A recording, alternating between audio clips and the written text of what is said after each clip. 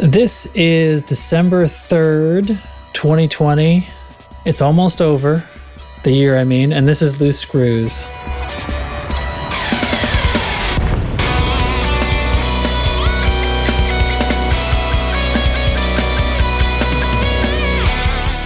I'm Commander over. It's almost over. I'm Commander J at Trax, and I don't know why I thought of that right there, but it's almost done, everybody. Just be quiet; it'll be over soon. I was asked by someone recently to think of positive takeaways from this year, and the first thing that popped into my head was, "It's almost over." Anyways. Welcome to Loose Screws, the loosest and screwiest of all podcasts about Elite Dangerous and, space and all that. I'm joined tonight, as usual, by Commander Chig. Hello. Hello, how are you? I survive. Yeah, yep. Staying alive. I'm doing good. Yeah, awesome. Also with me tonight is Lieutenant Commander Data. Hello, sir. Hello, everybody. I finally finished all them Thanksgiving leftovers. Awesome. Everyone's done picking up extra pounds. I finished as well. Yeah. No. What? That's an ongoing thing with adulthood, isn't it? You just keep an ongoing effort, adding pounds, perfecting dad bod. Yeah, exactly. Also with me tonight is Commander Dubs. Welcome. Howdy. All right. Well, we're here. We've got some show stuff going on. There's some new things. There's some old things. That's the way it's going to be. Let's see. How's everybody been this past week? How's everybody's speech comprehension this past week? Chig, what have you been up to? It seems like you've been here a lot in Discord. You have some time off from work, I guess? It's the second kind of wave of COVID thing where, business was starting to come back and now it's just a fucking shit show again. So, yeah, I'm dropping an F-bomb this early into the show. So it's been pretty slow. Me and my one employee have kind of just been splitting the time, so I've been able to get away and spend some more time. Unfortunately, or fortunately, it's kind of been playing a different game than Elite quite a bit this week. My daughter got me rehooked on 7 Days to Die. I don't know if people are familiar with that game, but you kill some zombies and you build shit like Minecraft, and it's extremely addicting. And Dubs saw me and my daughter playing, so then he bought a copy for him and his wife, and now we're all playing on a private server with Tesnik in the Discord has started playing with us also. So we've been doing quite a bit of that this week, which it's been a nice little change of pace, but we still hop on and help win wars and investigate payouts and all that stuff. So just kind of playing a lot of damn video games. But that's been my week. Yeah. I like how you say a bit. A bit.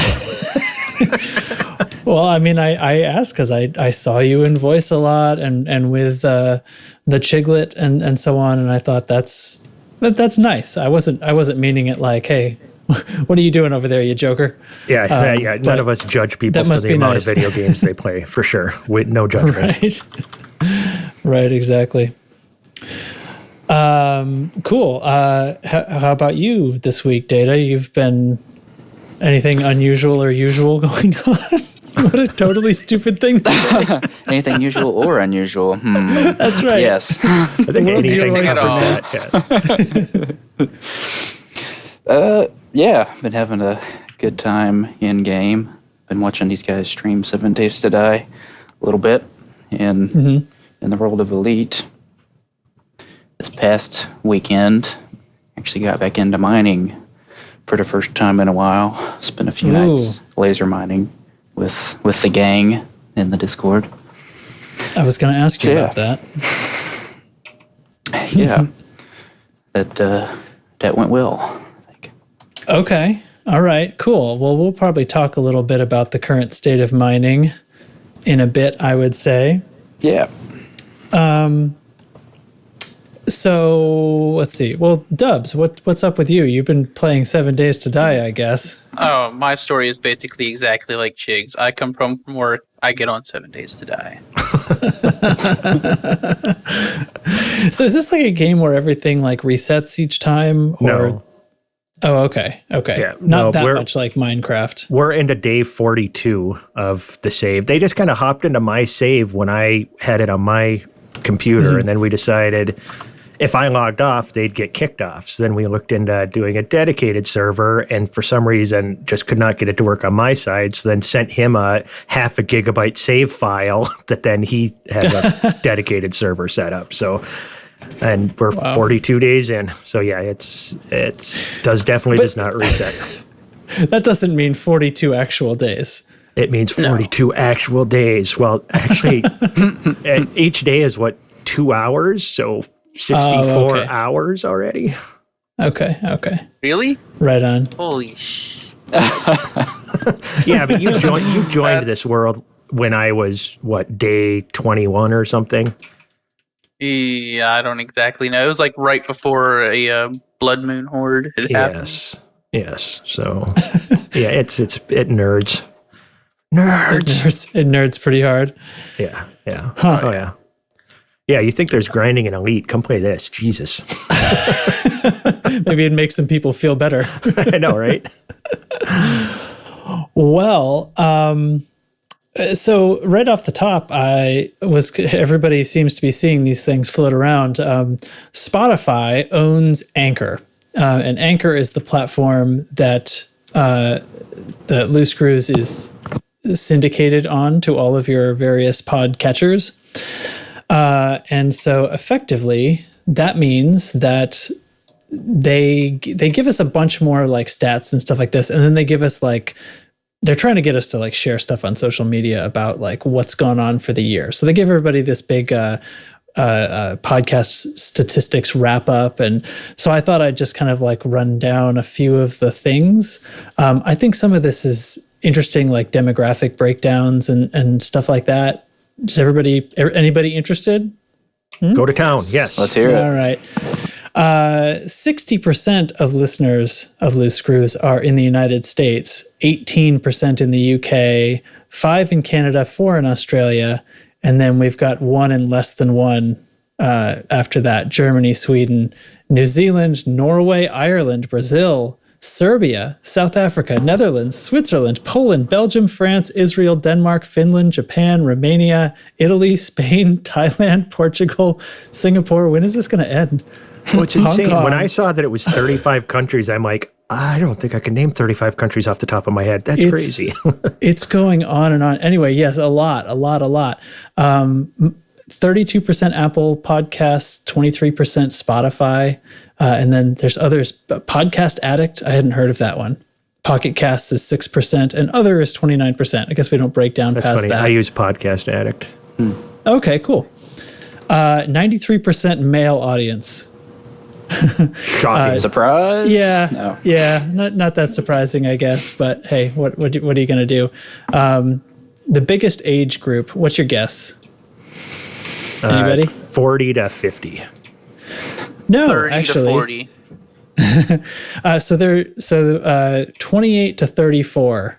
What? Is 29%, but 35 to 44 is 28%. So those are right next to each other. 45 to 59 is only 18%. That'd be the third highest. And then 23 to 27. Yeah, 23 to 27 years old is 14% of the listenership, and then 6% are 18 to 22. 3% is between 0 and 17. And 1% of the listeners are over 60. Or I guess 60 and over. Anyway, I thought that was sort of interesting. Is there any other tidbits they're going to throw me at this wrap up? I have to wait for their funny graphics to play. Spotify for podcasters, they really want me to advertise this. I guess I'm agreeing to it, huh? Yeah. So this is where they tell us about what changed this year. Now, I want to say keep in mind that the majority of Loose Screws episodes have happened in 2020. Not all of them, but the United States saw the most growth. Even though it's available in 35 countries, it grew 790% 98% in the United States, Hey, we'll take it. 627% in the UK, and 490% in Canada. This might be more meaningful next year. 35 countries. Yeah, we saw that. Let's see what's next. You made some big gains. Yeah. Hours streamed and streams in general went up 999%. Listeners and followers are up 692 and 570%. I'm having trouble thinking about this in a realistic way. Anyway, we recorded 7,289 minutes of podcast in 59 episodes. Sure seemed like more. So what I'm curious about is 59 episodes, but there's only 52 weeks in a year. So maybe they're counting more than 2020. Well, no, there were all those interviews. Ty only numbers the weekly episodes with the number. Then there's the special episodes with like there were lots of the specials. Waterspoon and Silverine and Edelweiss and Astro and on and on. All that neat stuff. The game community managers, the game managers. I don't know how to talk. The game managers. Yeah, Wonderful. Yeah, it's a good thing we're doing like a talk show thing. Yeah, it's going to be great. Anyway, so that's the interesting stuff that kind of, came across my desk this week and some people asked. So yes, thought I would share that. So it says here in my notes that Dubs should talk about running 2 commanders at once. Yeah. So Let's talk about that. All right. Yeah, we'll do that real quick. It'll take a couple minutes. But yeah, with the whole Epic store giving it out for free, I was kind of interested in trying to get it to where I could run, since I got the 3 screens, run one Elite Dangerous on one screen, one on another. And since the game only accepts input whenever it has the focus, you could have both set up the same way and just switch back and forth. But then I found out that it fucks with my EDMC. It really doesn't like having multiple EXEs or commanders throwing log files in at the same time. So I found out after Data had sent me 2 or 3 links to try and help me figure this out. I ran into like a rabbit hole of shit in the forums, and then I found out that if you hold Shift and right-click on a shortcut or an executable, you can run the program as another user on your computer as long as they have a password set for the user account. And you can do this for the no, you have to do it for EDMC and the Epic Store launcher. You don't do it to the Elite Dangerous launcher itself. So I have another account with the password set up, and I basically closed all instances of Epic launcher on my computer. Hold the Shift, hit the right click. It gives you the option to run as another user. You select that, type in the username, the password, and when the Epic Store launcher launches up, it's going to launch as another user, and it will reference to and use the directories from the other user as well. So when it launches Elite Dangerous, it's going to be looking in the as far as like the log files, they're going to be placed where they would be if you were logged into the other user, which means it's not going to confuse your current session's EDMC. And you can also launch EDMC in the same manner from the second user. That way you have 2 EDMCs running at the same time, 2 commanders running at the same time, neither of them crossing paths and getting confused. That's incredibly more simple than I thought it was going to be. No, it's that simple. Like you literally just this exact same shortcut. It can just run it as a different user. Yep, just launches another user. It's that simple. And I spent days trying to figure that out, and then all it took was Data sending me a couple of links, and I was like, damn. Data comes in with the data. Data, he does that all the time. He's got the Google Foo down to a science. Somebody will ask a question and can tell it's taken him about 90 seconds to find the exact right answer and sends you a link. It's all about how you phrase your queries. You got to have those magic fingers to work the keys just right. I figured you had direct interface with your brain, but we'll go with that. He plugs the positronic net directly into Google. Absolutely. Yeah. Directly. That's what I meant. Okay. All right. Yeah, no, that's pretty good because that's where it comes down to. We've kind of been talking about this a lot in the Discord lately with everybody getting second commanders, how, people are logging in and saying, "Oh, it already knew my bindings." It's like, well, yeah, it's grabbing that from your user directory in Windows, not from the game directory. It's it was actually a rather clever awakening, I thought, when games started saving their stuff there. It was years ago at this point when that all started to become standard, but I sure appreciate it, and it makes stuff like this helpful. Helpful stuff like this possible, I should say. Let's see. Well, cool. So the next thing I was going to touch on was a little bit of squadron update. Incoming priority message. Squadron briefing. And since none of our squadron people are actually on the show today, I'm just going to be really rude and kick it straight to Data. Data, you know everything that's going on with the squadron. What's up? Well, we have done an expansion. True. Which has been the umpteenth one for the past few months. So I think our leaders have decided to cool that off for a while so we can focus on systems that we already have. Take a chill pill. Yep. So that we can, we got a war going on, I think. We just finished up an election or two. Yes. Well, one of the new systems we have has like 26 or something bases between planetary outposts and Orbis, Coriolis stuff. So that is kind of where, that's, we got a lot of work to take all that stuff. Yeah, I think that's our invasion war in V640 Cassiopeia that a bunch of us have been fighting in. Right. That's the big system. So that's a system that we did want. It might not be the perfect time to have appeared there because we still have some other things on the list that we're trying to take care of first. There's a couple of other conflicts and some things that we wanted to consolidate first, but that will be soon. That will be the big push because that's a massive system, and we'll have lots of fun horsing around in there. I do think that I'm trying to find it now. Oh, Nurgle said, knowing he wouldn't be here, the squadron update is we did a thing, expansion. We decided not to do that thing again for a while, again. Now we are doing the pew-pew thing in a place with a fusion. I thought you were going to notice I was pretty much reading that when you asked me the question. That's what took me a second to scroll back to it. Jumping over there.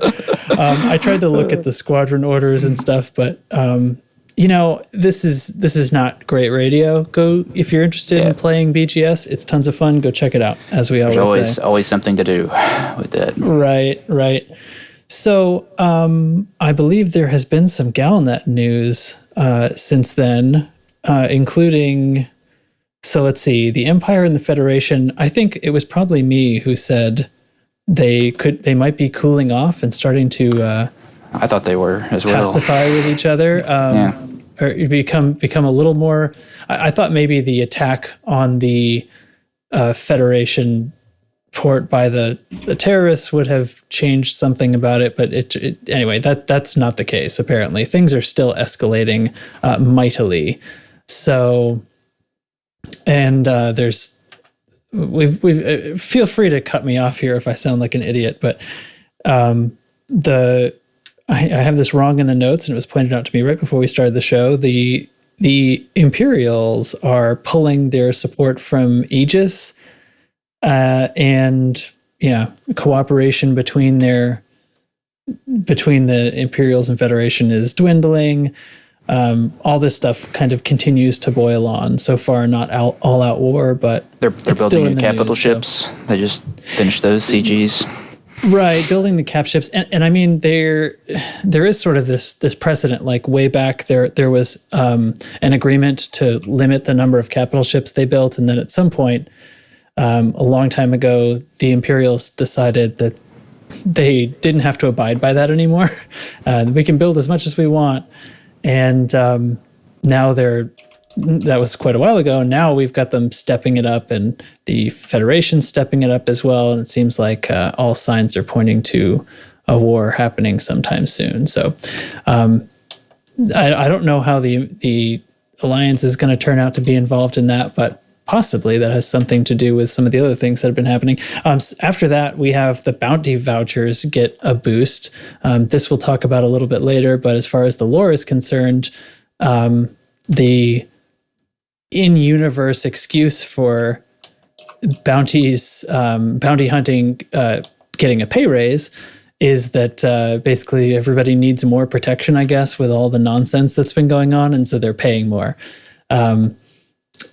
Let's see, skip ahead. One last bounty thing vouchers on, get a boost. What's that? whenever you're done with this, I got one last thing on the Feds and Empire story. New thing. After that, we've got this. We had Core Dynamics submitting a bid to purchase Lakon Spaceways. I think we talked about that last week, right? I think so. we did. Yeah. We must have. Anyway, so the news yesterday or the day before maybe was that Lakon has rejected that bid. More, I'm assuming that story is going to continue. And then just today, attention Federation pilots. I wonder why that confused me so much. Attention, pilots, Federation pilots. Explorers are needed to find ammonia worlds in the Coalsack Nebula Project. So now we've got the Alliance trying to. There's this company out there who is got some new tech that they think they can terraform ammonia worlds, and they need a bunch of data to work on it. So now we've got a community goal going on to map ammonia worlds, and I'm out here trying to do some of it right now as we speak. And also, I dug up this old gem. Ammonia.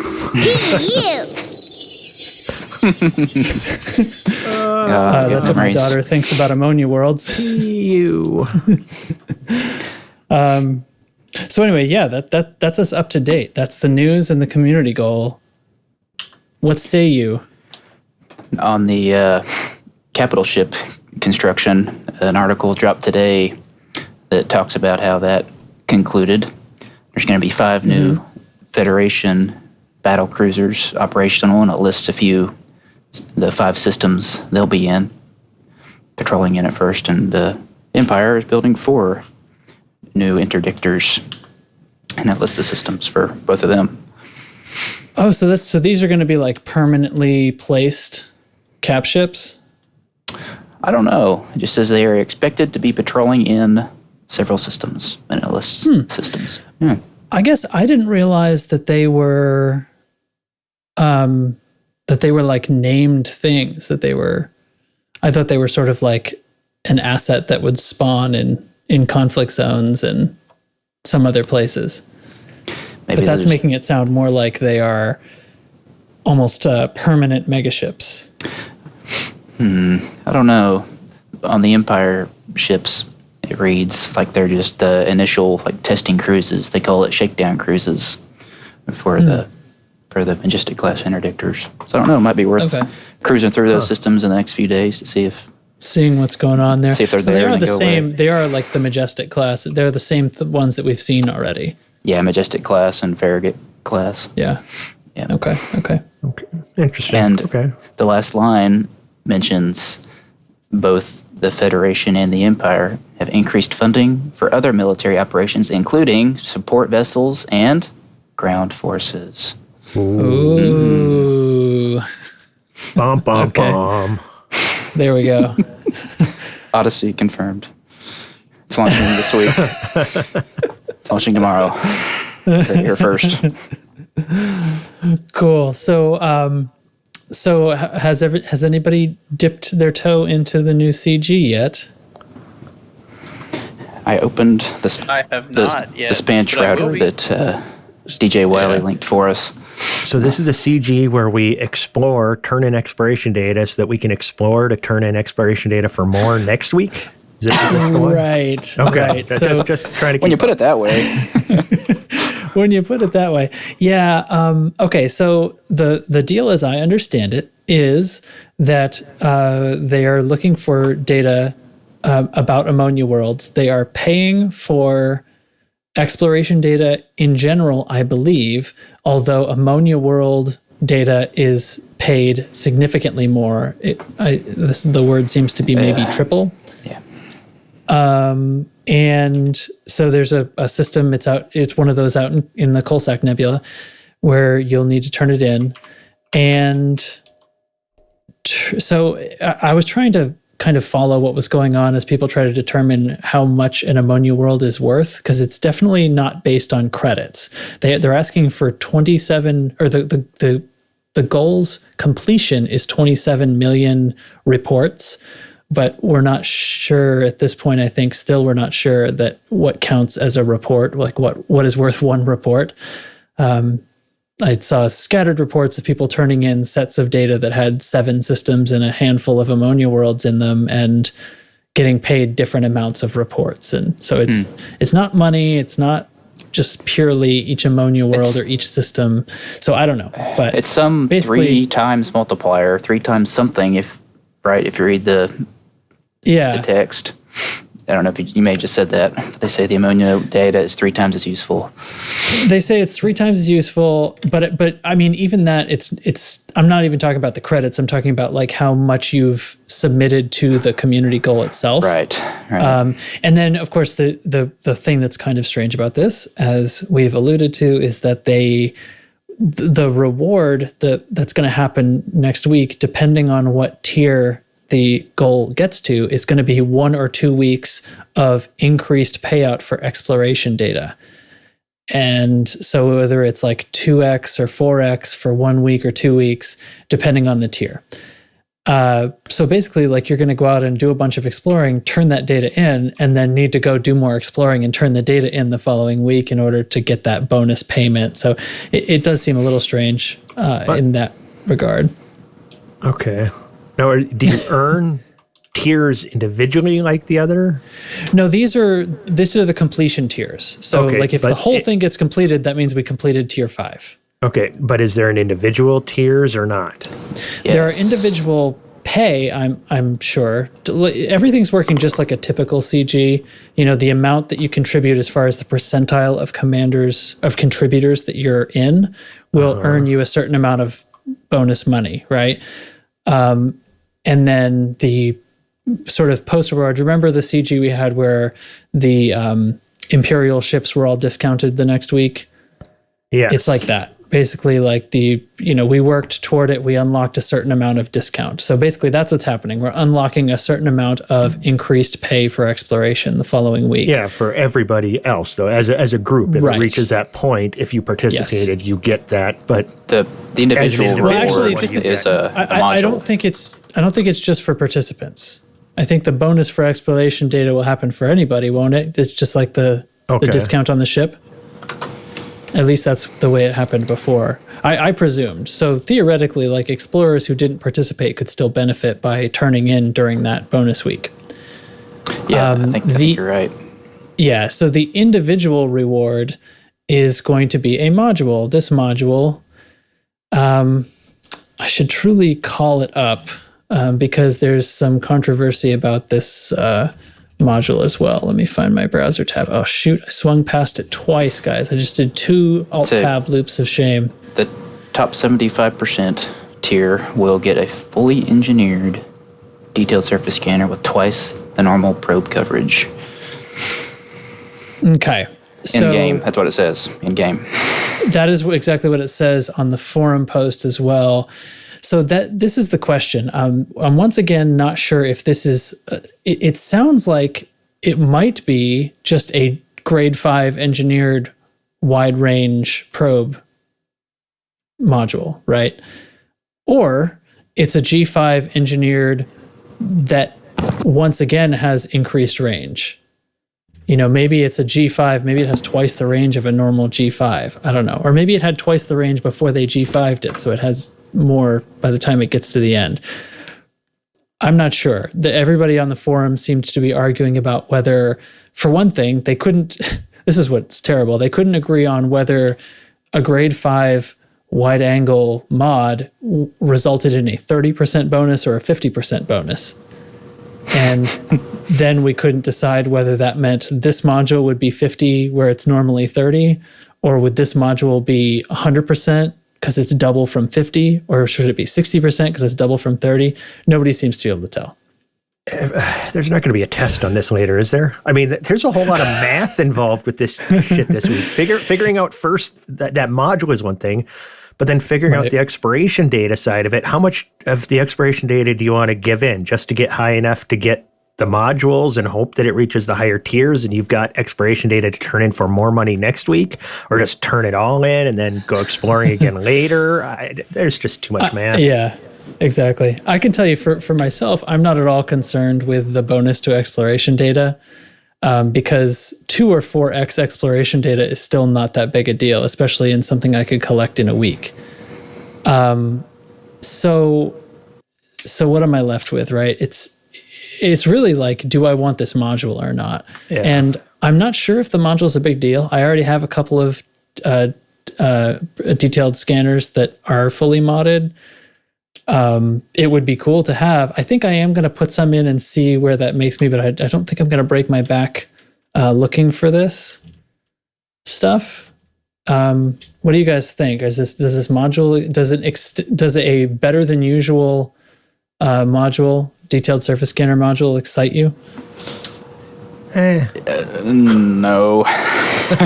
Well, when you know how to, scan a planet, it's really brainless. So I more range than the G5, a fully engineered one really wouldn't be all that much help. I don't know. What if things like gas giants suddenly become valuable when the credit balance that's sweeping its way through the game makes its way into exploration? Yeah, but a couple less probes you'd shoot? I mean, instead of, if it's twice, once again, we're getting to the math side of it. You tell me if it would actually help that much. Instead of taking, the biggest ones take like 22 probes, and I can usually do it in about, 13. And get the additional bonus. Get the bonus. So that becomes also, I can do it in 10. I don't know. You tell me. You're putting circles on a sphere to cover it. How much more range makes it that much more efficient? I don't have the math ability to figure that out. What do you think, Dubs? I'm not at all interested in this probe. But you love modules. You said the only way to get you to play a CG was to give you a module. I mean, I'm going to do it. I'm gonna get the module. I'm not gonna mess it up. Particularly caring about it, Right. Okay. All right. Kind of the story part of it is more interesting to me. We're going to start mucking around on Ammonia worlds. That makes me think about the bugs, right? That's the bugs. Are we going to anger them even more? Yeah. So apparently, it's kind of a known thing that we're thinking that the Thargoids are from Ammonia worlds. Now, Ammonia worlds are very cold compared to the sort of carbon-based life that you and I are used to and made of. So that what's confusing to me is that when we're fighting Thargoids, we're often trying to get cold because it makes it really hard for them to see us. So if they're used to being in cold environments, why is it hard for them to see us when we're cold? Reasons. Okay. Yeah, I have no answer for you. I got nothing. Okay, that's fine. Yeah, I don't have anything on that. Yeah. Anyways. Well, yeah, I agree. Something's clearly up with this, and it does seem like we are poking at the bugs a bit here. And who knows what's going to come out. Is the story then, are we like trying to find their homeworld or something? Or, this company triangulate where they are? I just don't know. This company is not claiming anything to do with Thargoids. They say that they are terraforming. They have a technology that they think they can terraform Ammonia worlds. Because we need that, right? Well, they're trying to build out the Coalsack Nebula. They're trying to populate it. Terraform it for who exactly? Well, Terra implies us, doesn't it? They may already be formed for somebody else. So I think somebody said, and I was kind of half reading Discord earlier, and somebody said that, tinfoil hat stuff is that we'll end up starting to terraform a world that they live on or something, and that's what's going to piss them off and make them, burn the bubble. But make them treat us as more of an more than just an experiment. Yeah. Or they start terraforming an ammonia world, and once the ammonia starts going away and you can see down to the surface, there's a giant portal to Raxla where all the Thargoids are coming from. Sounds right to me. Okay. All right. I guess I went overboard. Sorry. I'll be quiet. Oh, you're fine. You're fine. We're good here. Cool. Well, yeah, that seems to be see where it goes. Yeah. See where it goes. There is, as Data mentioned quickly, Spanch has very quickly come up with a tool specifically for routing through systems with ammonia worlds in them. And I have been using it, and it works great. He came up with it very quickly. So wow. Basically, you can do single direction. You can have it do a loop for you where you return to your original starting point. There's all kinds of options, and it works great. So I plotted myself a little route. I'm going to zip out, and then we'll see what the data looks like when I get there. I'm not sure how much I'm going to do of this after tonight, but it's a fairly leisurely activity to just scan for ammonia worlds and map them. So if I was like I'm probing myself troublemaker right now. of some kind, I could use Spanch to do that and just go sit in a system in a nice ganker ship and wait for somebody to hop in. Yeah, you could orbit an ammonia world and wait for somebody to come map it in their DBX and smush them. All right. Sounds like fun. Yeah. Were you going to say something, Data? I'm probing one myself right now. An ammonia world, that is. Phrasing. I'm on approach. There's a water world in this system along with the ammonia world, so I'm going to do both. But yeah, nifty. Yeah, a nice few relaxing evenings away from combat. Nothing to complain about. Right on. Well, I think it's time to move on to our first discussion topic. What do you say? Yes? Let's do it. Yeah, all right. Guess what? Hey, y'all, it's Chig Chat. Oh, we're going to get our Chig Chat up off in here. I tell you what, boy, it's going to be time. I tell you what, this Chig Chat. Where the cheese at? Where's the cheese? Where's the cheese? That'll come at the end of the show. Got a good one, too. Nice.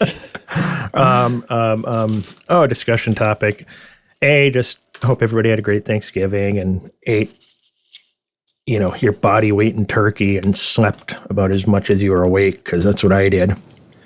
With this week's discussion topic, I'm actually going to steal something from the forums. Our buddy Kaizen brought up something on the forums, quite the damn post as far as word count goes.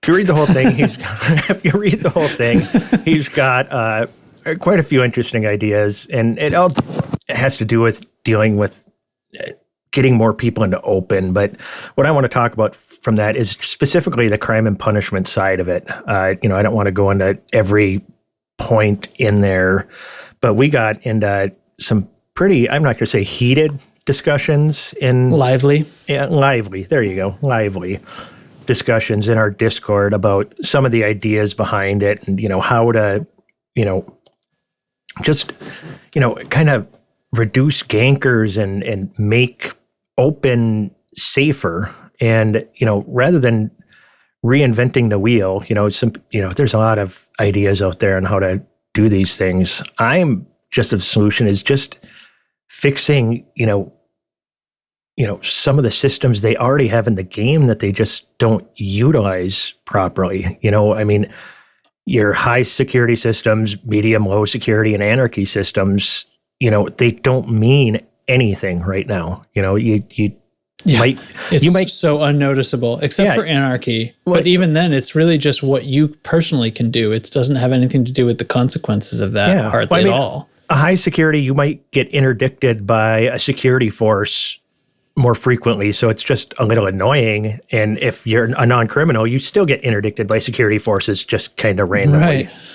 So what they need to do, this is my opinion, is just fix the shit. If you have notoriety at all and you're in a high-sec system, you're getting pulled all the freaking time and getting shot and killed. That would help protect, non-notorious people from, I hate using the word gankers, griefers,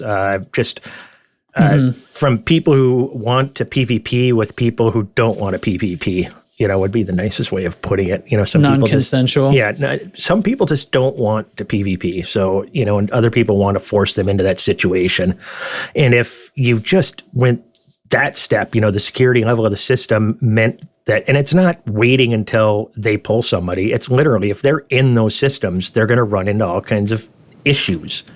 Anarchy, that's free for all. And if you don't want any PvP, you avoid those, and I'd say, you make sure that your engineering systems are, at least medium security, maybe high security, and you're able to filter, your routes in this galaxy map by security level. So you can, just avoid for the most part. It's still going to happen, but the people that would be killing you in those systems would be actually taking a chance.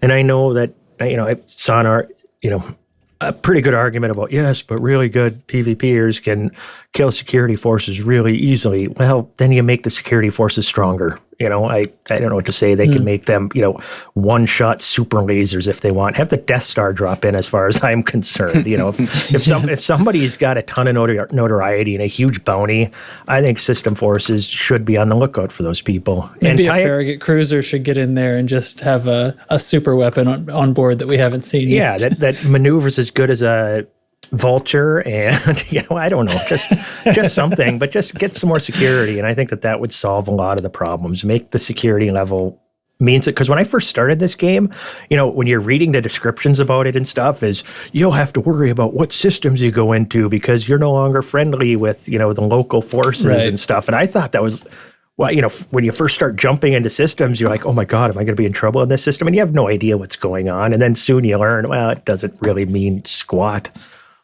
There's a time where it does, right? Where you're inexperienced enough and you have kind of low grade enough equipment that it might be a problem. But it doesn't take long to thwart that with money, essentially just be able to buy enough ship that it's not an issue. And eventually you'll have enough skill, right, that it's kind of not an issue, even if you do have a cheaper ship. Exactly. Is kind of what I've found, Yeah, and it's not a high skill level to be able to escape, well, NPCs, obviously, but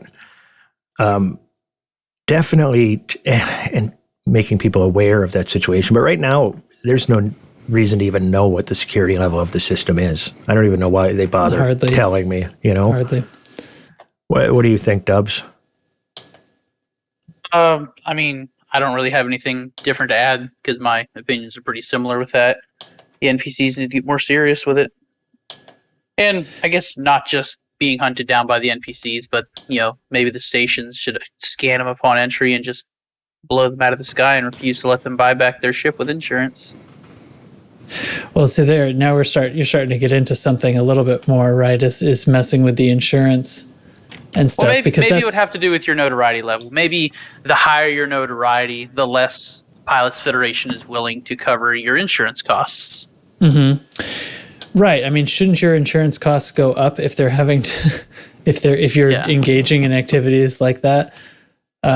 Assuming this is like a company you're buying the insurance from. Yeah, and if you're causing a lot of damage to their other customers, they're obviously not going to be too happy with you. There's that too. I like it. I want to just throw in something because I know Nurgle had a quite contrary opinion about this, and he's not here to speak for himself, so I'm going to speak for him. Nurgle feels quite strongly that he should not have to engage in PvP if he doesn't want to, but should still be able to play in open. So that's sort of what some of the argument was about in Discord, was like, you can opt out of PvP. It's called private group. You can still play with your friends. But, and I agree with this part, like that doesn't, that you can't meet people that way, like it's not realistic. And I've tried Mobius. I've tried these large private groups that are designed around not having PvP happen, but still be sort of a public open thing. Yeah. And there's nobody there. Like you have to have such a high concentration of players before you actually encounter them out in random space. So I think that it's true that that's not a substitute for that. So his opinion was he should basically be able to flag himself yes or no to PvP, and essentially we'd proceed as if we're in open with everyone flying around, but they just can't harm you. And see, what do you guys think of that? That's another line in this game that an idea that I've wanted to talk about for a while, is where you draw the line in realism and in gameplay. Yes. We've got, like we can carry a gazillion engineering mats and we die and we don't lose them and they fly on our ship no problem. But then no mass, they carry no mass. But we'll lose exploration data if our ship blows up. Where's that line between reality? So if all of a sudden you put in there where people can just flag themselves for PvP or not, it's like, well, what's the lore reason behind that? Do you need a lore reason? They kind of already can, just make it to where we already have report crimes on versus report crimes off. Make it a visible stat when you scan a ship, and if report crimes is on, you attack the ship. It's just an over-the-top ATR response. Mm-hmm.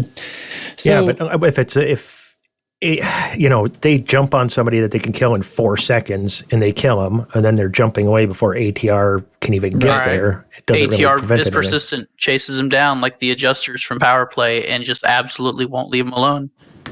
Give them crazy interdictors that can't be fought. I've already seen the ATR knock a shield cell, or what do you call it, a shield generator out from underneath the shield, just kind of like a station weapon does. So they're obviously stronger than they used to be when people used to just beat up the ATR as well. And I like response time has to go way down. You can kill somebody so fast. Yeah, they're still going to get away with the murder. That's going to happen. That's kind of realistic. But but you're not going to get away from the police forever. Yeah, that's true. And I'm not sure how they do it, but I've even seen some of the griefers go into a station wanted and come out clean after murdering someone in the same ship. Either that or they just have 20 copies of the same ship or something. I'm not sure what they're doing. That might, who knows? Maybe the guys I've seen doing it were cheating, but I didn't think you should be able to pay your bounties off like that while you had notoriety, even with an interstellar factor. Right. No, yeah, you can't.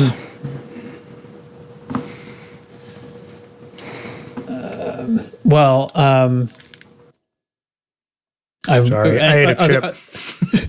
Other opinions and comments, people. I'm trying to let you guys talk as much as possible because I talk too much. Oh, yeah, but that's okay. You're good at talking, though. Yeah, you're good at talking. It works out great. But the reality thing. The reality thing. What was I talking about? I don't know. You don't want the fog. you want people to have fun and still play the game. You don't want everything to in a game like this. You got your roguelikes, those games that are popular right now where you literally restart every time you die.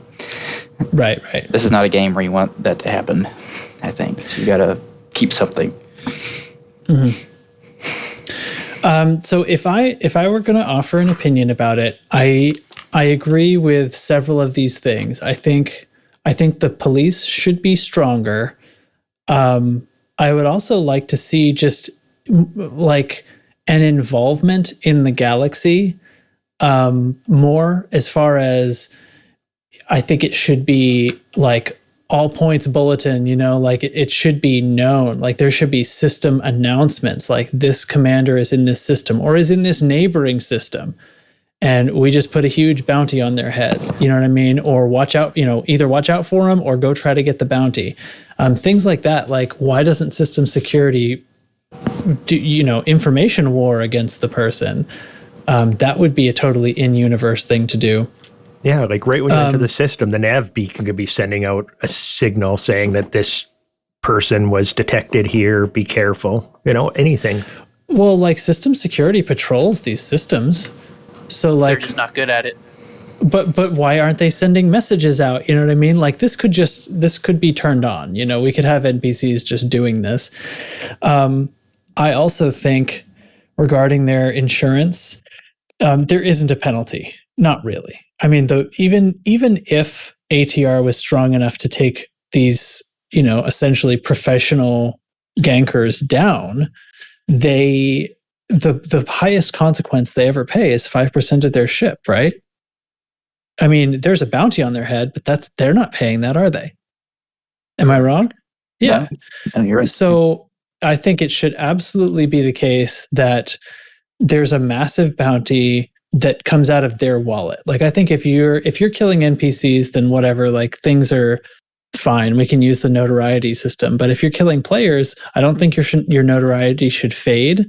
And I think it should be like maybe I think this was straight from what Kai said in his write-up. Like he said 100% of the value of your ship.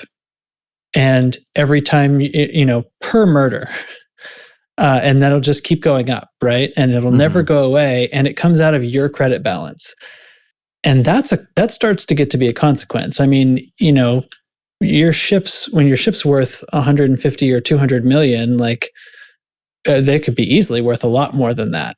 And when that's coming out of your balance, and this, I'm suggesting this doesn't go away. Like there's a serious consequence now to hunting players, essentially. And I mean, that also tilts it, I think, in the direction of, we might have had our thing drop here. Okay. Craig may have dropped. That's okay. Whatever. He got sick of you talking. Yeah, he's had there's bulletins everywhere about how Discord and Craig in particular are just totally slammed these days. Yeah. Anyway, I sort of forgot what I was saying, but tilting it so that it's maybe weighting it. So if there's a big difference between your combat rank and the combat rank of the person you killed, maybe that's what determines how big the bounty that's supposed to come out of your own wallet is, and then it's almost nothing if you're killing somebody who's an elite rank or something. But if you go killing mostly harmless commanders, then there's a big, big consequence to that. Something to that effect. Yeah, and that's just it. More consequences for sure. I mean, there was another side that was touched on a little bit, is just adding, another PvP element that would give those type of players, something to do and some kind of game loop for them to do. But I just don't think players that are murdering newbies or just inexperienced or mining ships or exploration ships, those players just don't care about. It's not that they don't have another game loop. They've decided that, griefing people is their game loop. So I think the only way to stop that is to punish them with, massive rebuys and losing things and making it harder for them rather than trying to reward them with something else. Yeah, I tend to agree. I don't have any problem with trying to add something else to the game that might be fun for those people to do, of course, but I don't think that would solve it. I think the people for whom this is, or I shouldn't say for whom this is the problem, the people that are a problem, the people who are actually being complained about are the ones who are actually getting their joy from taking out commanders who aren't able to defend themselves. This isn't the actual PvP crew who are, organizing themselves and trying to find a good opponent and trying to do something that's a challenge. Mm-hmm. This is seal clubbing. That's the actual issue. And the only way that you're going to get seal clubbing to go away is to make it too expensive to do. truly, because they're not going to think it's fun to. I don't really think I agree with you. I don't really think they'll think it's fun to participate in something where it's legitimized, because it's not going to be. We're not going to legitimize killing players who can't defend themselves, and that's what they like to do. They don't like to kill players who can defend themselves. If they did, there's plenty of places where they can do that already. Well, that's proven by where they like to be, is in Desiat, in the engineering systems, because they know that they're going against a ship that's under-engineered because they're going to the engineer. It's silly. And sorry, that's Dubs, where those players exist multiple times. I was saying, if they truly just wanted to do pure PvP that was skill-based with nothing else, they would just go to CQC. And the fact that they don't do that is, there's their other game loop. Proof. They choose to just be assholes. Yeah, absolutely. And that's why, and if the system authority has to cheat, so be it. It's their NPCs already cheat. Yeah, NPCs already cheat. It's known. It's like an accepted thing. So why not make the ATR? Yeah, just like instant shields off lasers, instant power plant kills. Yeah. Why not? To where they can't even, combat log or anything. They're just dead. Yeah. In the game, we supposedly live in this area it's been somewhat civilized by humanity, so it's supposed to have laws and rules. So why not make those have a bit more teeth? If you roll around out in anarchy places, you might get eaten up by some reavers every once in a while. That's a risk you take, but that area is so much bigger, you're less likely to encounter somebody else out in the black. Right, that's true. And that would be sort of part of this effect, right? Is it would come along with, high security means it, and that means low security should mean it too, and anarchy already. Obviously, there's no police response or even getting a bounty or anything in anarchy. So obviously that wouldn't need to change. I have no problem with any of that. But the systems with engineers, the engineers should have their, associated faction with police and stuff like that. It seems like it would work. Kill them all. Have Thargoids interdict them, hyperdict them. As soon as you become too big of your notoriety reaches a certain level, Thargoids come and start hyperdicting you and then murdering you quickly. When they pop in, they have a little police hat on top of the interceptor. See it now. This is great. So this is probably what we're doing. Like, I'm scanning ammonia worlds. This terraforming technology, this is nonsense. They're actually just making them into, vacation homes, making them into the most luxurious place a Thargoid could ever live. And in return, the Thargoids are going to police Alliance space with little police hats, and they're just going to shoot those gankers right out of the sky. I, for one, would like to welcome our new overlords. Our new Thargoid police force. Gankers do not roll geared for Thargoids. So, if we're going to put a police hat on somebody, I'd rather have Danny DeVito show up in the police stripper outfit that he wore in Friends back in the 90s. God, I'm old. It's one of the best episodes of Friends ever is Danny DeVito was a male stripper. He shows up and all the ladies are all disappointed. It's like, what the hell is he doing here? And it's a good episode. No. It's worth watching. Sorry. Frank Reynolds. Yes, is my hero. All right. Any other comments about crime and punishment? Anybody else want to open yourself up to hate mail? No? Always. Always. All right. The other thing that we wanted to talk about tonight was, guess what? The credit rebalancing that's sweeping the nation and the galaxy has made its way. So I believe we have an episode since, we must have had an episode since the mining stuff went live, but we weren't really sure what exactly was going to go on with it. So that's gone on. And now we've also had a boost to the bounty hunting pay. So Data, you said that you'd been out mining. I was going to ask you, because until this CG showed up, that would have been my preferred podcast recording activity, my leisure activity. What's up? Is mining worthwhile? At least lasers are, because we still don't have a pulse wave scanner that works. Right. Yeah. No word on when that'll be fixed yet. So, I guess we still can't know the full thing, but there's valuable minerals to be lasered. The big ones people talk about now, painite's still one of them. That was hit pretty hard, it seems, by the rebalance. What was it? A price you'd aim for pre-change? 900,000 per ton, or so. That was really good before, but it was possible.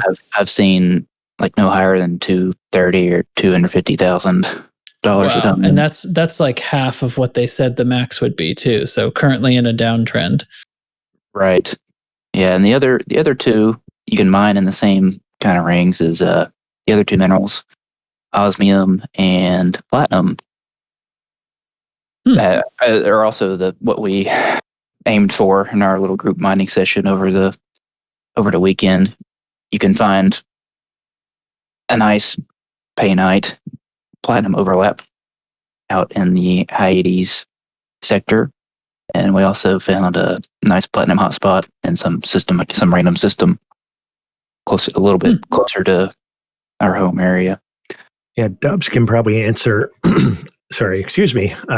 How good we did, because we were pooling to get another squad mate a carrier, so we all went wing mining to gather up some minerals, and so I have no idea. That's where all my money went. Yeah, I have no idea what they sold for or anything. We dumped them all on Dubs' carrier, and what we mined a couple hours, and what we pull for. I think there were 6 of us out there mining at that point, and we only mined one night, and we pulled in like 700 million worth of platinum and osmium. Wow. So, and that wasn't even like, that's what the current price is.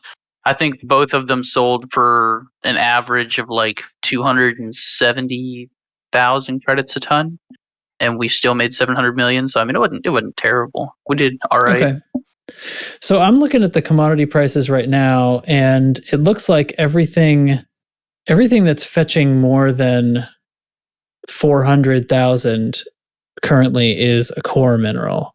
Muscovite, void opals, benitoite, rudolphite, monazite, serendipite, grandidiorite, alexandrite.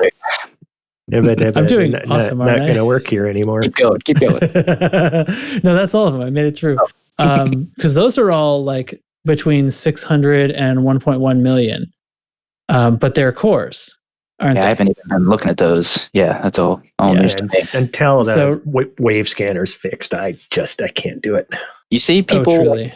on Reddit and such saying, I figured out how to make it work, but I don't really believe it. Yeah, they're just going in circles. They're just doing it. They're just dealing with the problem. I see that actually, I recorded that video where I demonstrated it. So it occasionally gets a YouTube comment, usually like a few times a week. And so some of them, sometimes it's like, this explains it, somebody who wasn't watching the forums or something like that. Like, this explains why I thought I was crazy. But then a few of them are like, I figured it out. It's you do this other thing, or, this actually works if you XYZ. And it's like, it all equates to some version of, watch behind you, or fly slower, or go in a circle, or do a zigzag and double back on yourself, and all these things like that. And it's fine. Like, that's kind of what I found. You really just have to go in weird circles. It just makes it so much less efficient because you can't cover ground. It takes 3 times as long to cover the same ground. And when you're looking for cores, you're talking about distance.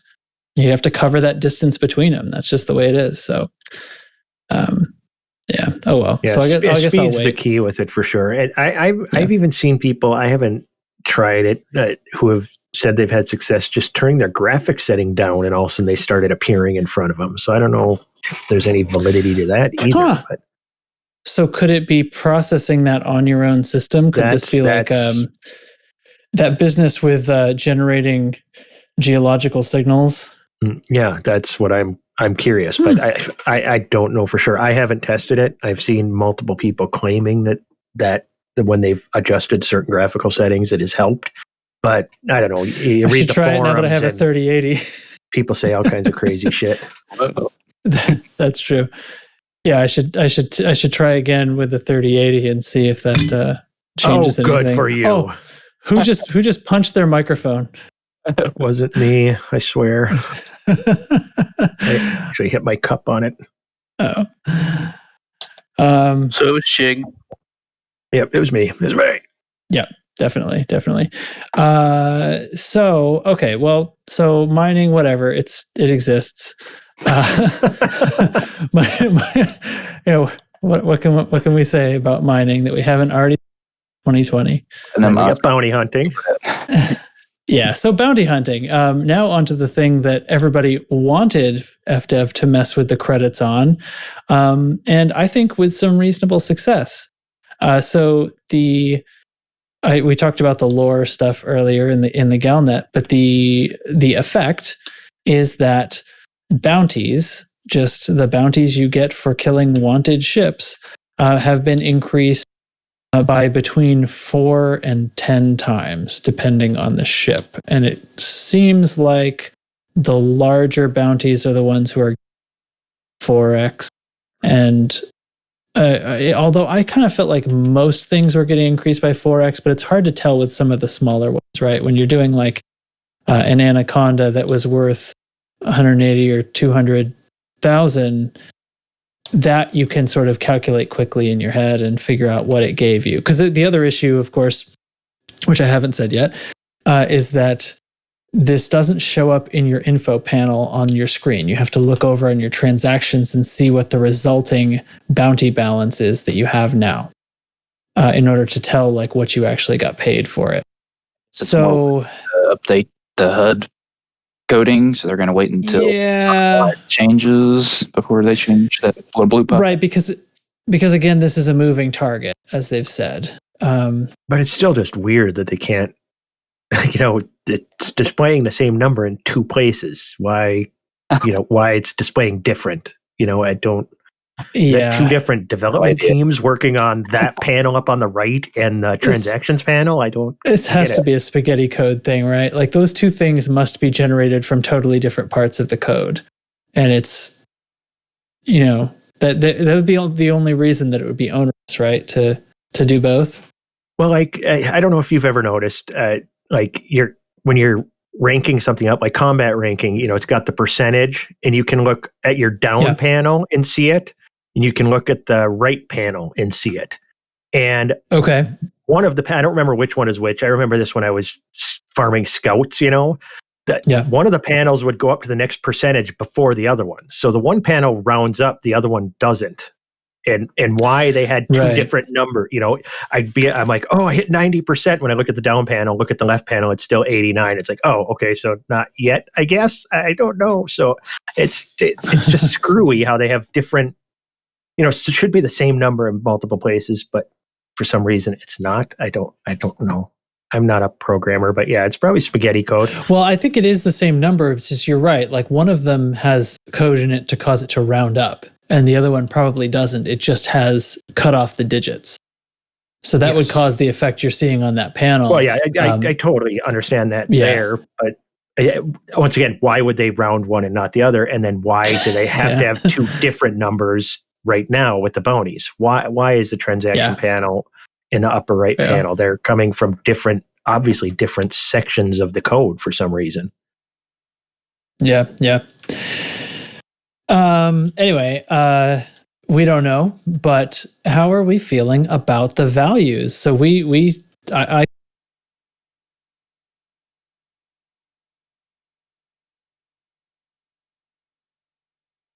got on, actually managed to play Has-Res incursions, so massive, in fact, that we had so many commanders in the same instance that a few of us decided to split off to a different Has-Res spot because it was causing too much glitching and rubber banding and stuff. We were banding and a complete lack of target.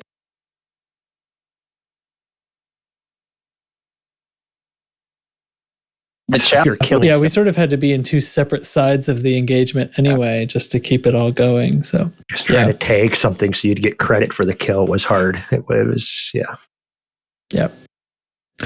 But as far as what the values are at, I don't know. It's good. We were in a system with no large pads or anything, so nobody grabbed any missions. So it would be interesting to see how much you can make as a wing doing it. they changed those rewards too, right? The solo. Well, just the solo massacre. rewards, but Just you the kill solo. stuff so fast in a wing that it'd be interesting. Having some wing missions included while getting the higher bounty values, and maybe having a solo mission running at the same time to see how much you could make in an hour. Well, so your missions won't fill at the same time. So if you had a wing and a solo, whichever one you had first would get filled first. But just you're gonna having be out solo there. missions while you're out on a wing isn't bad. Everybody can have their own solo missions. They would get filled very quickly. And the pay on those was supposed to have been doubled, or roughly doubled. Yeah, I didn't take enough of those to have any idea if it was or not. I'd assume it, they weren't lying. So yeah, it was doubled, but the numbers still didn't seem all that big. My issue, maybe this is only with the wartime massacre missions. I don't know about the bounty hunting version of those, but the solo missions always had such a higher kill requirement than the wing missions did. Yeah, I would see that a lot too. 72 and stuff like that. Yeah, it's crazy. Yeah, I don't know if it was like that for this kind of missions or not. And you think back to, I'm thinking back to like the stream where they were announcing this, and they said specifically like, we're not going to touch wing combat missions because we think those are in a good place pay wise. And it does make me wonder, like I routinely, I have to believe this is because of the random generation, the procedural generation. I routinely would see missions that made no sense, like, something like you're saying, like wing missions where you needed 30 kills and it paid fine. And then a solo mission that needed 80 kills and maybe the output was the same. So maybe that doubling would make that more on par, but it's still like, why does the solo mission have 80 kills? Like, why aren't they balanced so that the higher requirement is on the wing? Obviously makes a lot more sense, right? Yeah. I feel like something's backwards there. Yeah, picking up a solo mission that's, 80 kills is like, nah, I'll do something else because that's just crazy. I just find it odd that they couldn't have just simply done the same thing with the bonds though at the same time. Why didn't they up the CZ? Yeah, no, I think I'm gonna presume that the reason is because they want to be able to observe what's going on with the changes, because to be able to adjust them. It's sort of like what they're supposed to be doing with mining as well, right? They're supposed to be adjusting further, watching and adjusting the market, but unfortunately, because the pulse wave scanner doesn't work, we don't have a realistic test environment of it is yet. broken. So but for combat, we do have a test environment. So seems like it would be fine to test and observe. I am curious what happens with conflict zones, because I had kind of felt about them the same way I did about combat. Like I kind of felt like the reduction in, or the discrepancy in pay was more like because combat was fun and you were going to do it anyway and didn't need the incentive so much. But I don't think they've buffed it to the point where that's still not true. Like it's not like you're going to do combat and make more money per hour than mining. Like at the most, when you see the Reddit threads of people who like found these amazing missions and did them in a wing and took care of it all like really quickly, they're still not making mining money even after the change. After being... We were seeing 15-20 million an hour. Is that about what we were seeing? Yeah, without missions in there. Yeah, just killing. Yeah, between 15 and 20, 25. So what tops. if you could double that, then you're seeing 50. I mean, you could definitely still make 100 million an hour mining, right? Yeah, in the current state of things. I'm not exactly sure. It depends. I guess it depends on the material you go for. Okay. And probably like- people who run mapped. You get true meta with it. Yeah, you can still make crazy money, I'm sure. Okay, so do you think combat has been brought up near mining? Like, is that just for now until we get the pulse wave scanner working? Because like, if you're able to sell muscovite at 1.1 million, that's void opals and everything are nearly back where they used to be. I don't think it's quite up to that yet. Like, we couldn't have raised the money we did this weekend by doing right 4 or 5 hours combat. of bounty hunting.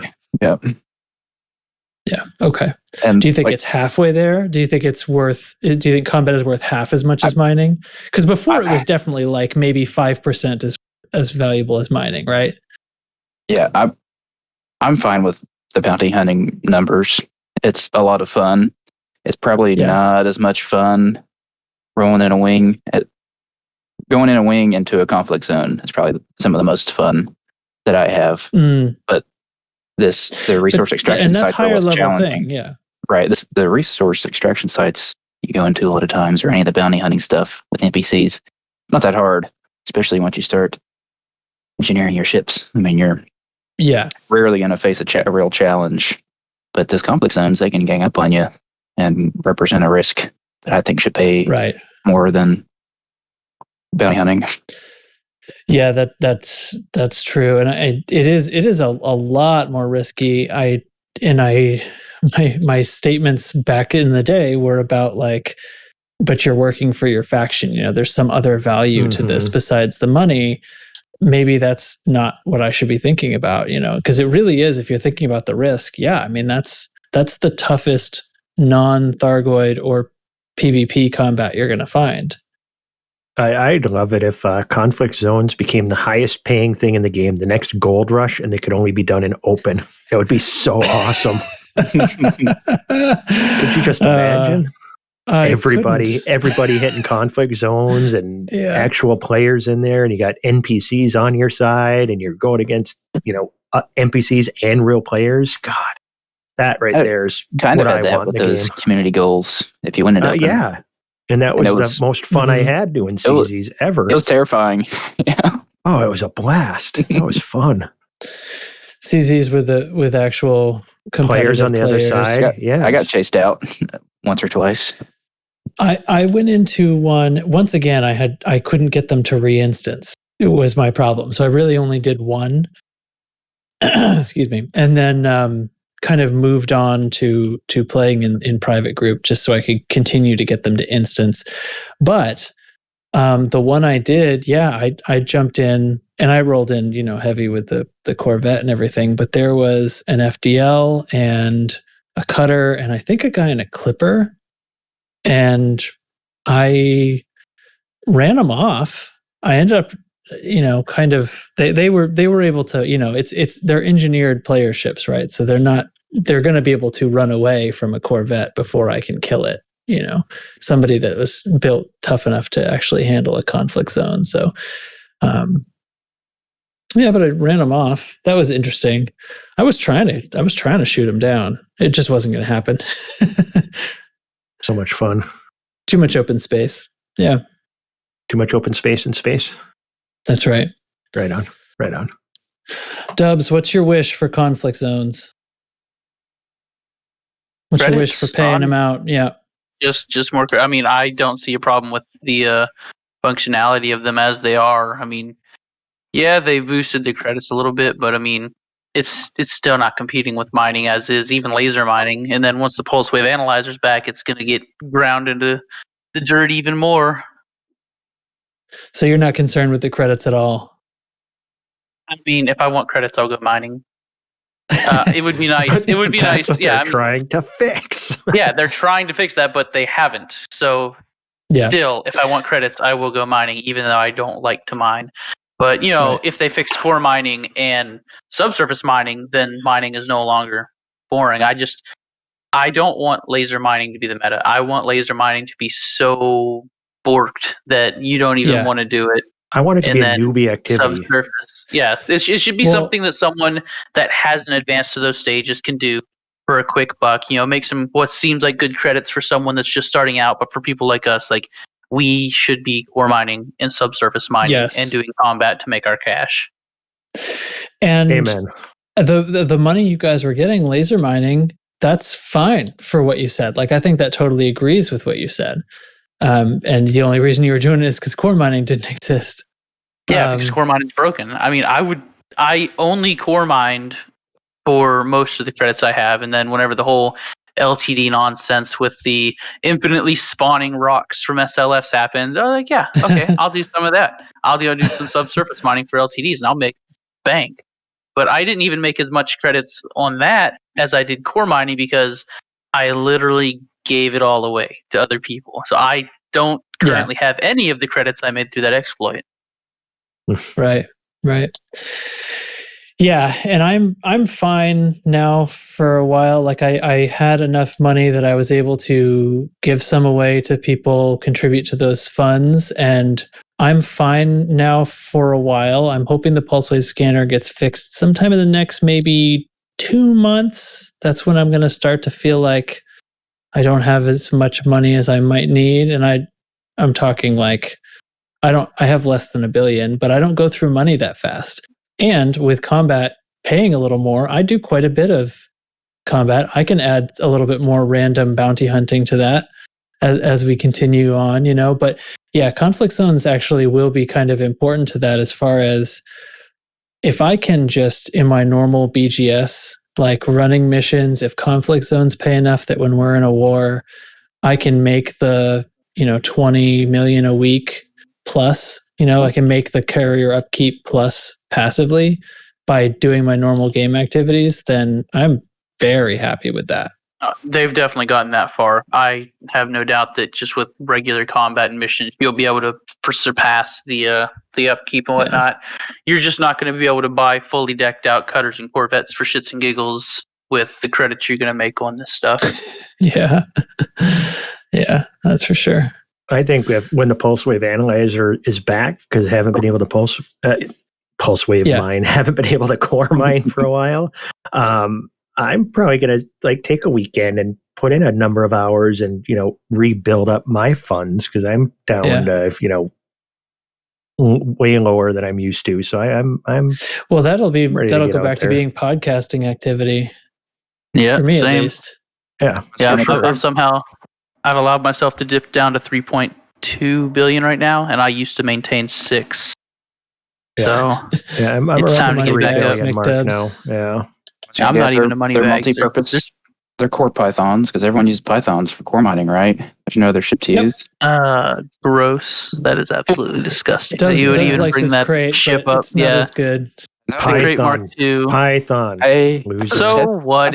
My carrier is literally floating in the outside of the ring. I don't need the extra cargo space. I'll just go drop some shit off, come on back out, and do it again. And hell, I'll do it in the Corvette. I don't care. Corvette will core mine like nobody's business. It's got even more cargo than both of you combined. Yeah, and then guess what? You just right back to the carrier. I only bring it up because I know you hate the Python. So I mean, it's going to be a Python. I don't know. I don't hate the ship itself. I hate flying it. I just don't like to fly it. You cannot get Teflon out of his Python. He is always flying that thing around. No, he'll definitely he'll probably continue to fly it. I don't know. There's just something about the sounds and the way the crate handles that it's my preferred platform. Yeah. Listen, I love the crate, and I think it's better in every way than the Python, except cargo space. And that's just numbers. That's not an opinion. But it's, for me, like, I like having a different ship for that. I just like having a variety of ships.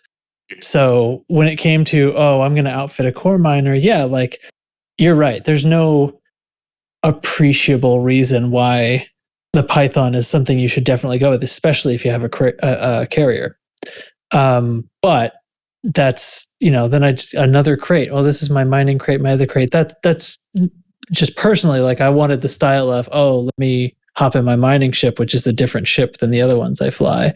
Because frankly, the cockpit's garbage compared to the crate, especially for searching for rocks, Yeah. My crate is my mining ship. I don't have a crate for any other purpose. I don't have a combat crate. I don't have the famous AX crate. I have That's one my crate, the AX. Yeah, it's a miner. Right. Cool, guys. Was that enough discussion? Do we feel very disgused? Solved all the Disgusted, problems for sure. in the game. So Are we totally disgusted? Always. Am not. That was good. I do like the fact that I made enough money to do my carrier's upkeep with a little over an hour in a Hazres, and got a week's worth of upkeep. So that's perfectly fine. Yes, or an like hour of rebuy on mining. an expensive ship. Yeah, well, you have to die for that. Yeah. Jeez. If we Just had lost any of the ships that we were in that Hazres in, all of that hour's work would have just been gone. So, I mean, that right there shows you that it doesn't really pay enough for the big time guys. Like, if you're flying a small ship or a medium ship, then yeah, you're making more money than you could possibly lose by eating a rebuy. But if you're flying a large ship that's expensive, then a rebuy could potentially offset your earnings. Yeah, but at the end of the into day, the negatives. Players like us, once again, we own a bunch of ships and everything else, and we're not going to die in a situation like that. And we're talking this is income. Now, somebody in a smaller ship, who's just making money and stuff, it's going to seem like decent money because they don't have the money. Now, if there's somebody who got into an Anaconda, got their free Anaconda at Hutton, and they brought it in without engineering it and then died, yeah, they're probably going to be in trouble. Mm-hmm, mm-hmm. Sure. What if maybe that's why they set the levels where they were? Thinking about risk versus reward. An hour in a Hazres, if you were to lose your Corvette in that, you've made about as much money. Well, that doesn't make sense though, because we can make money that fast because we're good enough at combat that we are not going to lose that ship. True. There's no way, right? So if I'm thinking what would the average person be able to make in an hour? It should be equivalent to the ship that they're going to lose. I don't know. This will probably be a big help to those new players that have to follow the cops around and get a shot or two in right before the bad guy dies. This will help. Yep, some money early on. That'll accelerate. That's how I started. Quite a lot. Yeah. That's how I started. Yeah, me too. Yep. Police pecking is what I've decided to call it. Oh, I don't know if that's cool or not, but I don't know what to say to that. All right. That's the name of that thing that we do when we're new commanders. Hey, does anybody have a telescope? I do. No. I plan to get one sometime sort of soon. My daughter's about old. I think she could really appreciate it. But apparently there's a coincidence of Jupiter and Saturn going on that is quite something. Who wants to tell me about that? Yeah, they're going to be so close to each other in the night sky. They'll be closer than they've been since 1232 or something like that. That's been many that hundreds long. of years. and it does happen every couple hundred years. They get close every so often, but this is they're going to be so close to each other that with just about any telescope, you'll be able to see Jupiter and Saturn and some of Jupiter's moons all in the view of in the frame. Wow. In the frame of a single, in a single frame. And I'm looking forward to it. It always, my brain always thinks about it, especially being that it's the year 2020, makes you nervous because the two largest planets both on the same side of the sun, all that mass pulling one way, you never know what could happen. But then it's happening, on the winter solstice, right when winter begins. God. So it's kind of, I hope everything goes okay. I'm looking forward to seeing it. Apparently it's really lower in the sky, and you have to, being in North America, you have to get out right as it's getting dark because it's only going to be visible for a little while before it goes below the horizon. It's only between 5 and 9 degrees above the horizon. The farther north you are, the lower in the sky it'll be.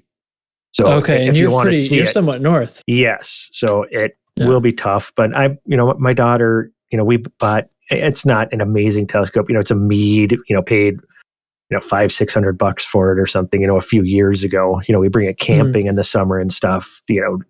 It's always fun to see people seeing the Galilean moons for the first time, or the rings on Saturn. It's fun to do, and we definitely want to try to get outside city limits a little bit and get a look at that, when that occurs. Well, you can actually, they're getting closer and closer now. They'll be at their closest point on December 21st. Some people think because it's really quite bright, actually, when they get that close together. It becomes the brightest star in the sky. Some people actually think that might have been like, the Star of Bethlehem or whatever that brought the wise men to Jesus is what some people think, because it happened in like 6 BC, so a lot of people think that might have been that. There's also people that think it might have been a supernova, a bunch of other crazy theories, but it might have been Some people point out that the sheep or lambs or whatever their breeding schedule doesn't really line up for any of that to have happened in the winter. So maybe not. I want some lamb chops. That's really cool. I have never looked at Saturn in a telescope before.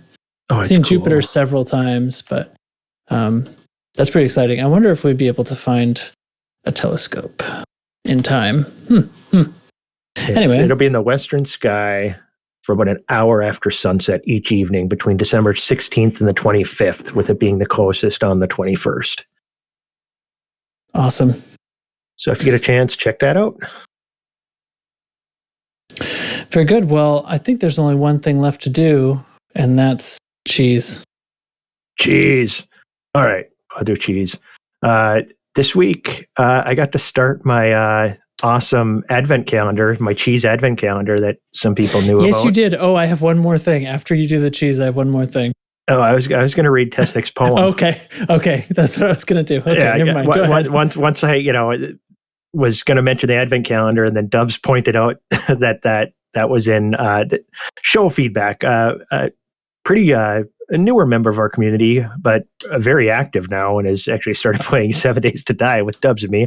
But Tesnick wrote a poem in celebration of my advent calendar finally being able to be eaten. So I'm going to read it here. Hopefully I don't quite, I probably won't have the cadence right, but here we go. Chig-a-dig-dig, the man that kills with ease. You better watch out, Bugs, for the man's cheese. With a little bit of herring, he's smelling like a dead hooker. But that's his super weapon for this mass butcher. Nice work, Tesnick. Beautiful. Yeah. We're lots of slant in those rhymes. He's only known you for a short time, but it's obvious he knows you. Yes, smells like a dead hooker. All right. So, cheese of the week is actually, it was today's cheese from the Advent calendar. Now, I have to, once again, interrupt before I tell you the cheese, because the cool thing is when you open up the Advent calendar thing, the little cardboard piece that peels off, there's a joke on the back of that. So, nice. So here is today's joke that went with the cheese of the week. What is cheese without a cracker? Crack-a-lackin'. Oh, they're dead jokes. Huh? I love this. Oh, I love it too. All right. So the cheese that was under the crack-a-lackin' was a red Leicester cheese. Leicester, I don't know. Somebody in England's going to correct me because it is an English cheese. It's very cheddar-like. It comes from a county in England by the same name. It's got a really orangish kind of color to it. And yeah, it's really just kind of a cheddar cheese, just a little bit stronger. So Red Leicester is the cheese of the week. Go eat some. Stay cheesy, everybody. Are you opening it right now? No, I already ate it hours ago. Oh. You don't think I eat that in the morning before I go to work? How would you get the full effect? I don't know. It's so great. Yes. So yeah, I don't want to be at work all day thinking about, I wonder what the cheese is today. I need to eat it. One last thing, Dubs and I were just looking at in the screenshots channel. You also look at this, what Lark Shadow's doing. No, a good thing, not a creepy, weird, disgusting thing. What Lark Shadow is some Minecraft expert. It looks like he is building ships in Minecraft. Like if Frontier needed an idea for ship interior layout, just go look at these Minecraft builds. He's building the Sidewinder right now. He's got a Sidewinder with a whole interior compartment and cockpit, and he's got a finished, actually. Living quarters. Wow. It's done. Okay. Damn, nice, Lark. That's impressive. Now do a Corvette. That is a great idea. Right on. Man, good stuff. Minecraft, cool. Still big. Still huge, yep. Oh, God, don't go to NSFW, though. Okay, I won't. You don't have to tell me twice. All right. All right. Well, thanks, everyone, for listening. Thank you all for joining me in this rousing discussion. Arousing? Yeah. What? Nope. What? Go on. Nope. No. Arousing. Are you aroused by what you saw on NSFW, Chig? Yeah. Okay. That's okay. Your subscribers only. God, that's such a great idea. Oh dear. Okay. Well, anyway, thanks everyone for listening. Thanks for being part of the 999% growth we've seen this year. If we top that next year, we're going to be in good shape. Yeah, I saw those numbers and thought, well, this is very silly, but next year will really matter. So, okay. Thanks everybody. Yeah. What? Next year will really matter. Well, okay. I don't know. Anyway, yeah, that's it. That's Loose Screws. Let's stay as loose and as screwy as we possibly can while we find these Ammonia worlds. Take care, everyone. Bye-bye. Don't forget, while exploring, stay strapped. Or get clapped. Nice.